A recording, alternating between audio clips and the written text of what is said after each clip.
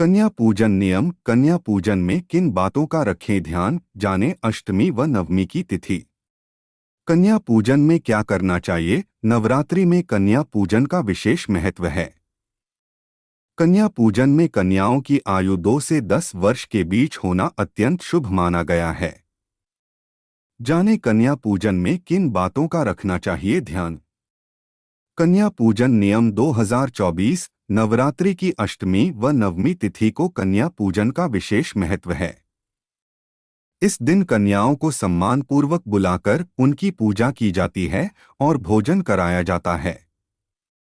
मान्यता है कि कन्या पूजन के बाद ही नवरात्रि पूजन या व्रत संपन्न होता है। हिंदू धर्म की मान्यताओं के अनुसार नवरात्रि में कन्या पूजन करने से मां दुर्गा का आशीर्वाद प्राप्त होता है और मनोकामना पूर्ण होती है। कन्या पूजन करते समय कुछ नियमों या बातों का ध्यान रखा जाता है। जानें आप भी कन्या पूजन में किन बातों का ध्यान रखना चाहिए। 1. कन्या पूजन में कन्याओं को फूल देना शुभ माना गया है। कन्याओं को गुलाब, चंपा, मोगरा, गेंदा, गुड़हल आदि के फूल दिए जा सकते हैं। 2. कन्याओं को फल देकर पूजन करना चाहिए। ध्यान रखें कि फल खट्टा न हो। 3. कन्या पूजन में कन्याओं को खीर या हलवा आदि बनाकर खिलाना चाहिए। मान्यता है कि ऐसा करने से मां दुर्गा प्रसन्न होती हैं। अष्टमी पर घर बैठे करें मां महागौरी की स्पेशल महापूजा। नवमी पर घर बैठे करें मां सिद्धिदात्री की स्पेशल महापूजा। 4. कन्याओं को वस्त्र उपहार में देने का विशेष महत्व है। आप अपनी क्षमतानुसार रुमाल या रिबन आदि भी दे सकते हैं। 5. कन्याओं को श्रृंगार सामग्री देना अत्यंत शुभ माना गया है। नवरात्रि में कन्याओं को मां दुर्गा का स्वरूप माना जाता है। 6. कन्या पूजन में कन्या को भोजन कराना चाहिए और अपनी सामर्थ्यानुसार दक्षिणा अवश्य देनी चाहिए। 7. ध्यान रहे कि कन्या पूजन हमेशा शुभ मुहूर्त में ही किया जाना चाहिए। राहुकाल व भद्रा का विचार जरूरी है। 8. कन्या पूजन में इस बात का ध्यान रखें कि कन्याओं की उम्र 2 से 10 वर्ष के बीच होनी चाहिए और इनकी संख्या 9 होनी चाहिए। कन्याओं के साथ एक बालक को भी आमंत्रित करना चाहिए। बालक को लांगूरा, बटुक भैरव का रूप माना जाता है। अष्टमी व नवमी कब है। ज्योतिष गणना के अनुसार नवरात्रि में अष्टमी व नवमी 11 अक्टूबर 2024 को एक ही दिन मनाई जाएगी। इस साल नवमी तिथि का अक्षय व चतुर्थी तिथि की वृद्धि हुई है। कन्या भोज कराते समय बरतें ये सावधानी। ज्योतिष आचार्य पंडित सुशील शुक्ला शास्त्री बताते हैं कि महाअष्टमी के दिन कन्याओं को भोजन कराया जाता है।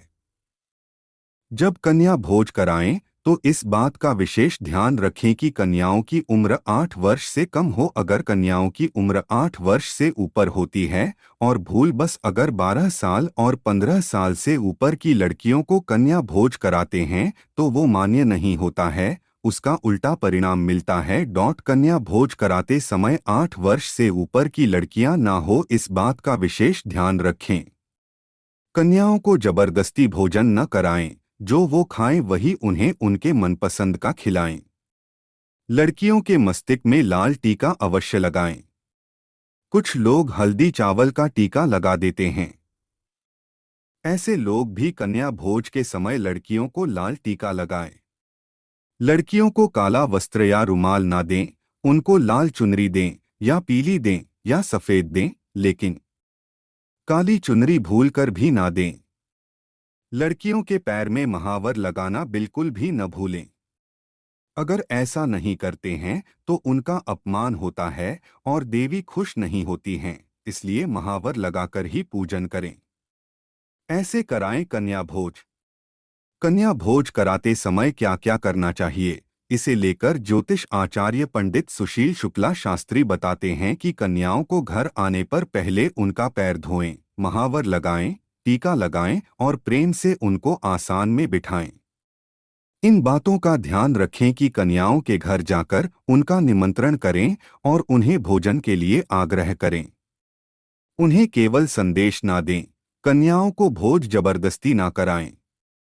जो भोजन उन्हें पसंद हो वही दें।